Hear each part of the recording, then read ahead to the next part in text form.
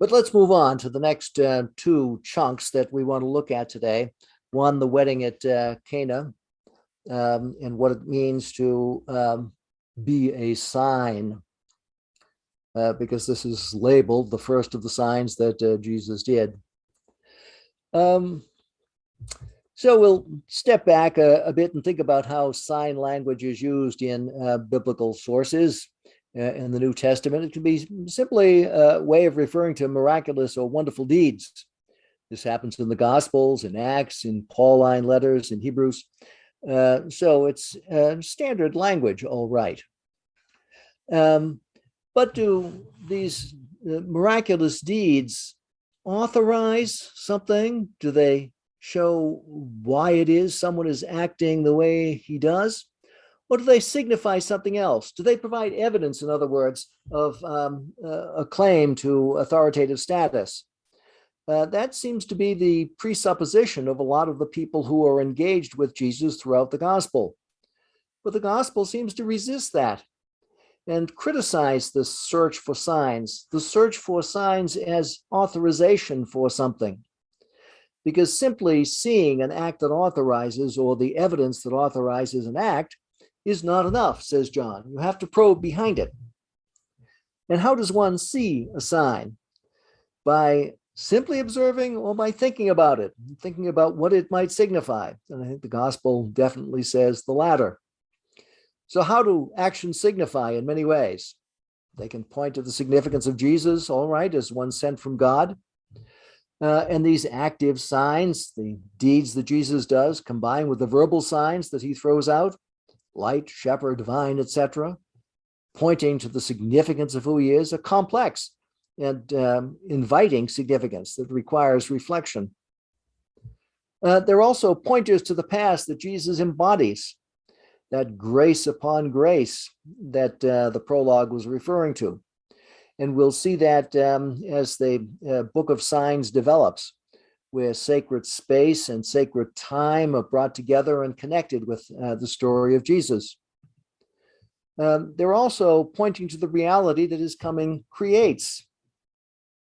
They point, that is, to the ritual life of the Christian community. And this is something we'll have to probe, because it's a matter of some debate within Johannine circles, how much of the ritual life of the Christian community is involved in what John is laying onto the story of Jesus.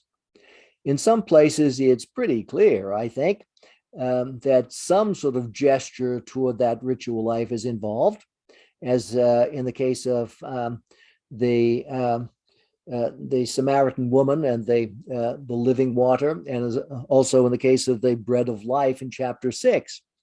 But there's something more complex going on too, and we ought to think about that. In any case, the significance of the signs that Jesus does and the signs that point to him point to something of the continuing reality that his presence has created, and we need to think about what that is.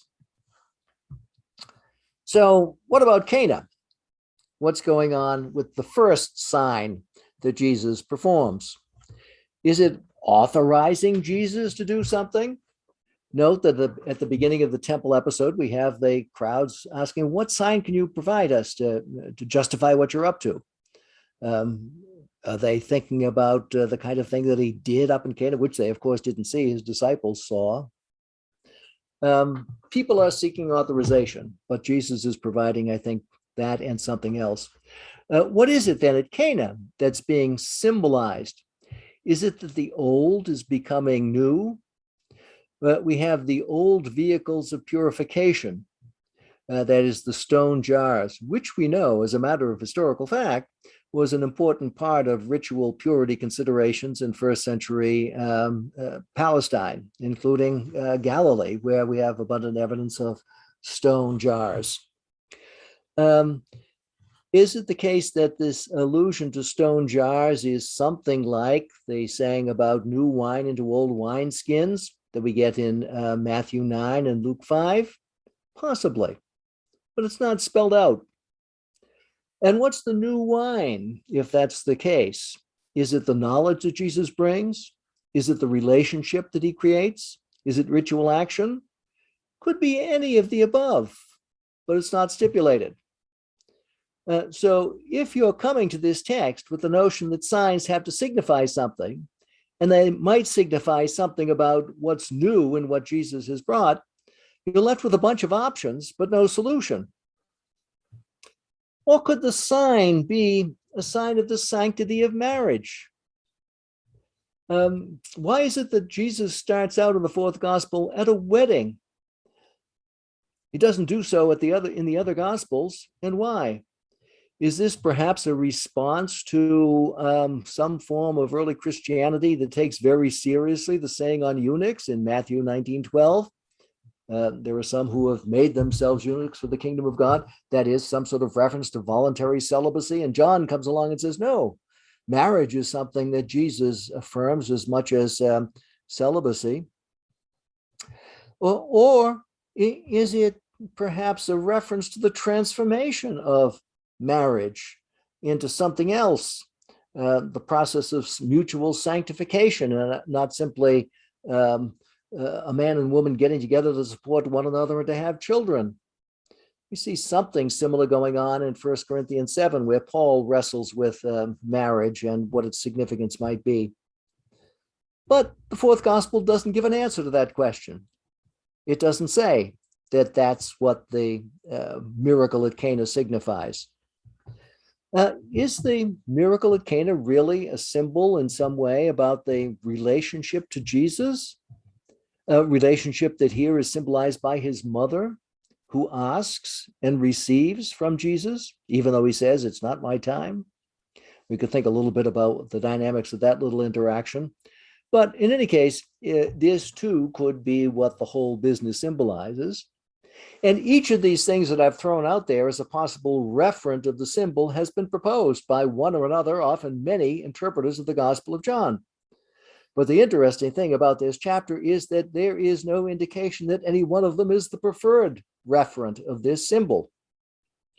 And I think that's part of the deliberate strategy of this text. The Gospel of John starts out slow in some ways. It sows some seeds and it entices you to deeper reflection.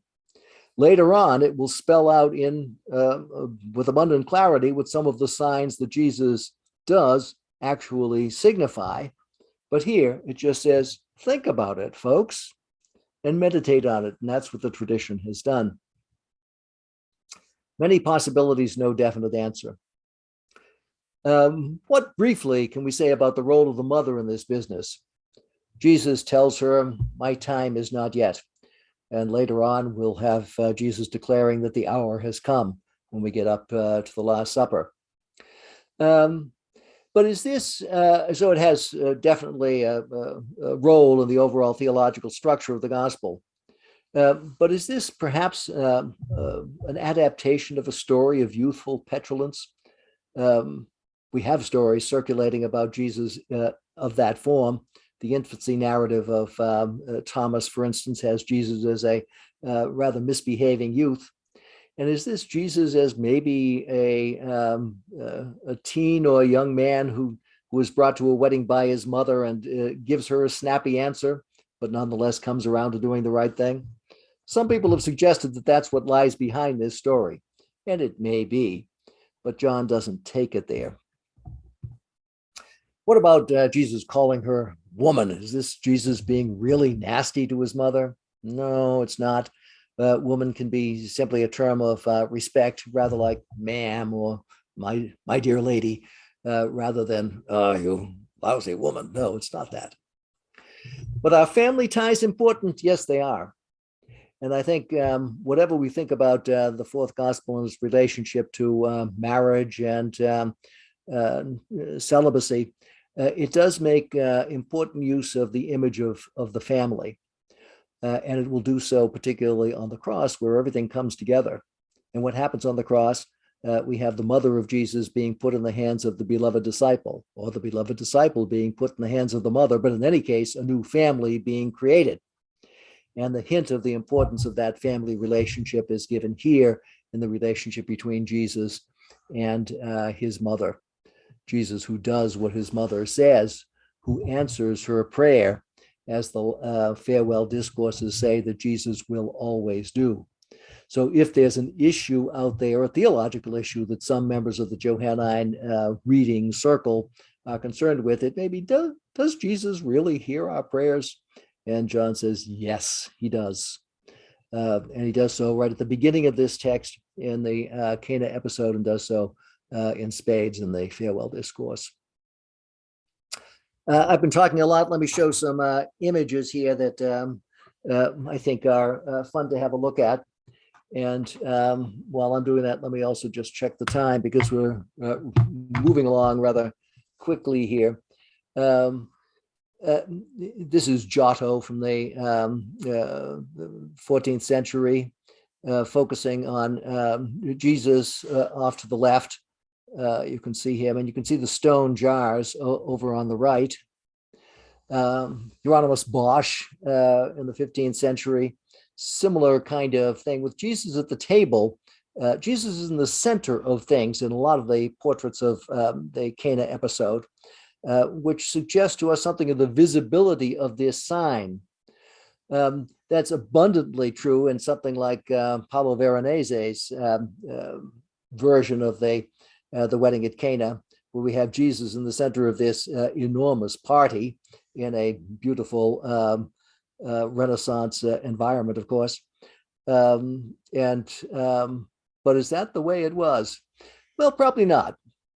And we have this Russian realist of the early 20th century, Konstantin Makovsky, who I think gets that right.